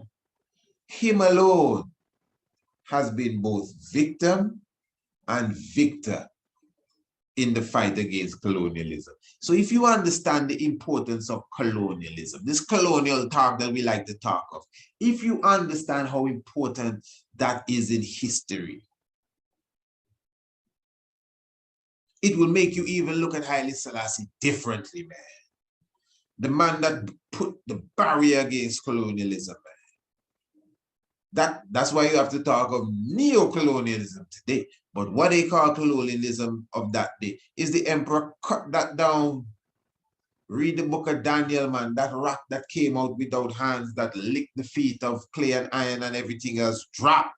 Is that man there? He alone has been victor and victim. Gregory Isaac have a song, fighting against conviction, yea, one man against all nations. Didn't possess no diamonds nor no pearls, so I became one man against the world. I wonder if you remember that one day. One man against the world, yeah. So, he alone has been the first martyr. You know, the martyr is somebody that has to die for the cause. So this narrator of this documentary here, in poetic language, obviously, is referring to Haile Selassie as a martyr, somebody that had to suffer and die for the cause. Remember, he just said he was the first sacrifice a couple of minutes before. He was the first sacrifice of the League of Nations. Now he's being described as the only victim and victor. Many victims were there, but he is the victor. He was the victim of colonialism and the victor. Wow. Is enough victims gone down, you know. Oh my, all of these big names we talk of, all these great kingdoms, and the Ashanti kingdom and the Zulu kingdom, and them is victims of colonialism. Ethiopia get a touch. He alone in Africa is both victim and victor against colonialism. That's the resurrection there. Now, you can only see the value of it as the resurrection. I mean, we all go through our own trials, and we all bear our cross and resurrect out of it too, you know, in life in general, don't we? I'm sure we do. But you can only value what the King of Kings went through when you can see that that was done for the whole planet. Because if he, okay, you go through a little tribulation in your life, you personally, let's just say you don't overcome it. Let's just say you fail. Let's just say the thing mash up. Who else that affect? It might affect your children. It might affect somebody close to you. It might affect whoever thing you mash up. But who else does it affect? I tell you, if Haile Selassie lost the war against Mussolini, the world would have changed. The whole world, up to now, the world wouldn't be the same. You talk about climate change, boy, the climate would done change long time. hey, this would look like one of them movies, The Last Man Alive, when it, people have on the gas mask and there's about 10 people around and the place green and smoky. That's how the place would be now if them killers would have get Ethiopia. This is what I'm trying to show you. So yes, everybody go through the tribulation, but your tribulation, how much weight does it have against the planet then and civilization and existence? Well, Haile Selassie's tribulation, the weight that he was bearing on his back like Atlas, if he did just drop it and say, oh, I give up, I can't take no more, all of us would have to pay the price for that. That's how I see it. That's how real the king's salvation is. And you have to believe the king dead and come back alive and none of them spooky things. Not add nothing to the emperor. The emperor is real as real can get. We don't need no salt and no pepper. You can hold the hot sauce too. The emperor is as real as he can get. Look how he's smiling there. He's as real as the emperor can get. You check it. Hear the man say, he was the martyr of the League of Nations. Rastafari kill the man, but he come back alive. He is the founder of the new United Nations. Now tell me,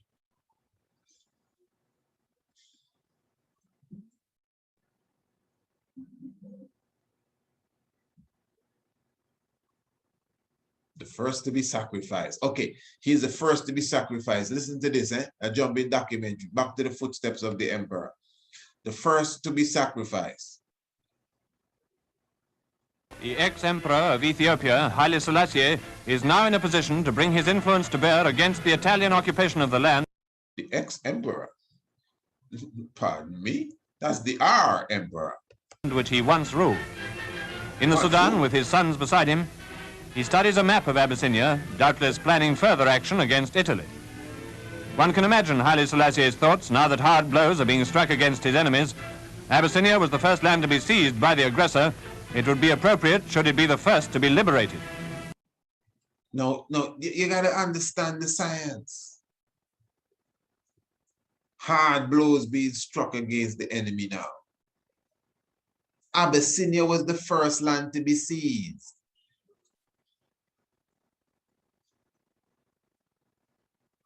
No, they don't want to start World War I until Ethiopia come out of the war. They wait till Ethiopia come out and say, he out? He already on his throne? Okay, let's begin World War II. Not World War I, World War II. World War II done in swing here. But they started after the emperor went back to his throne. But it's all right, it's no problem. Because they don't want it to seem like if he in it or have anything to do with it. It starts with him. It starts with him.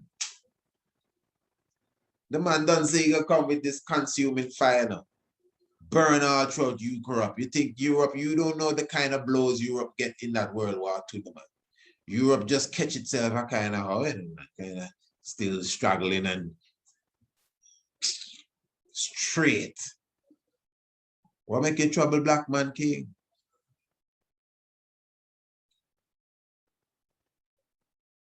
The first to be liberated. Listen, you have to, as I said, if you look at the language of resurrection, the first begotten of the dead. You never hear them talk there? Let's get clerical now. He laughing. The first begotten of the dead. First land to be seized by the aggressor, it would be appropriate should it be the first to be liberated. The first begotten. It was as if nothing had changed, whilst at the same time, everything had changed. To put it bluntly, the Allies now felt it was an appropriate time to help save innocent Ethiopian lives. Now, real mystic, you know. Let's find this part here. But only when they conveniently realized the security of the whole of Europe was also under threat. This expedience shocked non-Europeans all over the world.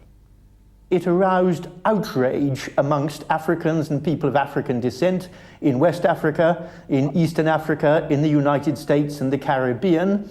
And so it made the Second World War into a war of liberation rather than just a war between European states. When the Allies reconquered Ethiopia in 1941, they published a pamphlet about it, which was called The First to Be Freed. Nah, that's it. No, I mean, they can talk about the allies thing. Allies all they want. It's all lies. It's all lies. It's generally the battlefront. So when Ethiopia conquered Italy in 41, they released a pamphlet, not Ethiopia, no. The European world released a pamphlet entitled about Ethiopia, the first to be free. You got to watch them language. The first to be free is Ethiopia. The victim, the only victim and victor of colonialism. The martyr, that means cut down, you know, kill. The martyr of the old League of Nations and founder of the new United Nations. Check them language.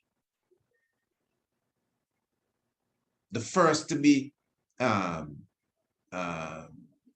don't know the word they use, but the first to be liberated.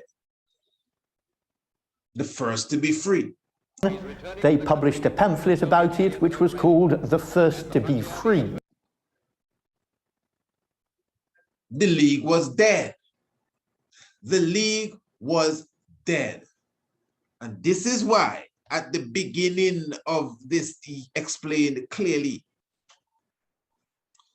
that the emperor rode out in shrewd triumph all that the 20th century could throw at him.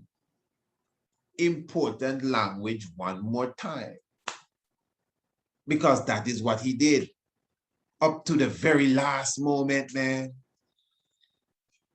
So we don't have to get spooky when it comes to the king, you know, man. We don't have to get too religious, you know. I'm telling you, even theological, you could just sit and watch the emperor's movement through the earth and see with all clarity. We're dealing with the divine being. But now the history of him, you understand, when you balance it properly, it is prophecy that has been fulfilled in history. And that is why the Emperor Haile Selassie I is definitely worthy of praise. Now, I know we've been here a moment, but please just give me this. I cannot come to this video without giving you this last touch here. Something again that I know I would have touched upon before, but you know, it's always nice to revisit. The educated youngsters and the modern army officers. Okay, There's from the tightrope of man now. Haile Selassie is a lonely man now. His wife, 2 sons, a daughter are all dead, and though others remain to keep him company now and then, the essential solitude of his life on the tightrope of power must grow more oppressive every year. Very poetic, eh? On one side, there's still the old Ethiopian world of feudal power and tradition. I'm going to run through this quick. Tightrope of power. One side, feudal world of Ethiopian tradition, seeking power, land reform, all them things. On the other, there's the new challenge of his own reforms. The educated youngsters and the modern army officers who want the world and would like it now. On the other side, this is the challenge of his own reform. The army officers and the educated youngsters. Remember, it's them two people joined together. The young people and the army officers and the educated youngsters who want the world and they will like it now. That's what the man's saying here. They're the upper and nether millstones which have ground many a good man exceeding small, especially in this century. They are the upper and nether millstone that has ground many a great man exceeding small, especially in this century. Very interesting language. The upper and nether millstone, the stone that grinds the flour and the corn or whatever it grinds, the stone that grinds the food to fine, you know, dust. You know, these these individuals, the army officers, the youngsters that want the world, that say that you're not modernizing fast enough, and we don't want no monarchy anymore, or whatever it is. These were the upper and nether millstones that ground kings and rulers to dust. Yeah. So he had them there. Haile Selassie had them with him. The millstone that ground leaders to dust. Army officers, youngsters that want the world and would like it now. The upper and nether millstone that ground many leaders exceeding small, especially in this century. You get the point? All right. Hear this now. To have survived them for the better part of 55 years in power is something unequaled by any ruler in the world today. To have survived them for the better part of 55 years in power is something unequal to any leader in the world today. That's serious. This is 1970, family. Them is serious statements coming from a documentary that don't have no special love for Haile Selassie. In fact, the documentary can be proven to be a documentary trying to discredit certain aspects of the Ethiopian empire, but yet still the truth must leak out. Eh? The king stands out the better part of 55 years, Rastafari. He has withstand them. Remember, the man just said that the nether millstone, the upper and nether millstone grind enough leaders to nothing. Blow them off of the table. And here's a man that has withstood the same thing for 55 years. As he said at the beginning, he has ridden out in shrewd triumph all that the Western world could throw at him. The first to be free, man. The first to be liberated, you know, the only victim and victor of colonialism, the first sacrifice in the cause of appeasement. Oh, come on, the League was dead. Yeah, but here it is. No wonder the Lion of Judah has become one of the living legends of our time.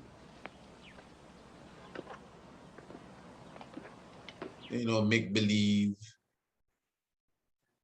David Holden, no make-believe, superstition. This is real vibes. Haile Selassie the First, conquering lion, man. Terrible to the earth. So I can tell you, anyone that holding faith in Haile Selassie, please don't give up. You know, even if you're seasoned within Rastafari, I do know. The ones have their own little difference in their conception. I would believe we kind of passed that stage. I think our differences right now is us uniting and getting things done. To me, that's the difference. We are not uniting and getting certain specific works done. That's the difference I see. So that is what I would encourage for sure. But from you have the emperor at heart, Rastafari, never give up, never put aside. So the emperor black here. So the emperor black. They make them fool here. You know. As I read in one book, this man said he met the emperor, and hear what he said. He was significantly darker than most pictures would want you to believe. That might be another story altogether.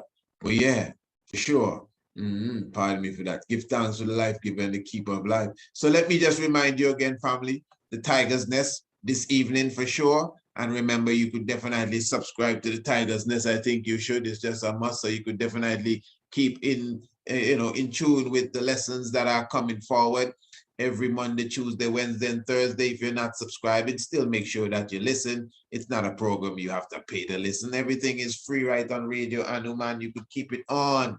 And it's just information and inspiration around the clock. Remember, every Sabbath, make sure you come in for the Sabbath sounds. Every Sabbath, make sure you come in for the Sabbath sounds on Radio Anu. And just reminding you again of Youth University. This one is hosted by the Honorable Princess Akeisha Menin and the Honorable Prince Ala Massey. And this is going to begin on November the 15th, Monday, November the 15th, from 4 p.m. to 4:30. Make sure you bring the youth. And of course, I got to remind you also of the program, brand new Uprising edition Serengeti, hosted by yours truly, for sure, every Monday to Friday from 5:30 to 7 a.m. in the uprising, just giving you a proper, beginning to the day. Some say a kickstart, I ain't gonna kick you at all, but we will start for sure, and we will go through the day, the Serengeti with the only tiger in the Serengeti. Give thanks to the life giver and the keeper of life, everything on Radio Ando. All right, what a joy. Give thanks for your presence. Give thanks for all those definitely who have, supped and sat with us for the time frame and the time being. And I pray and hope that this reasoning would have been a strength to you, and that it would have added to, your meditation and your vibration. And give thanks for the love. And I pray all is blessed with you and your family, and continue to keep the faith and continue to keep strong and continue to affirm yourself that you are great and you deserve greatness. In fact, this is what we say at the International Homeschool, arena, especially when we seal up and all the young ones will know it, I am the best and I deserve the best, and only the best is coming to me now. Yeah, blessed Earth Day again to Benjamin. Holy Emmanuel, Selassie, Jah, Rastafari.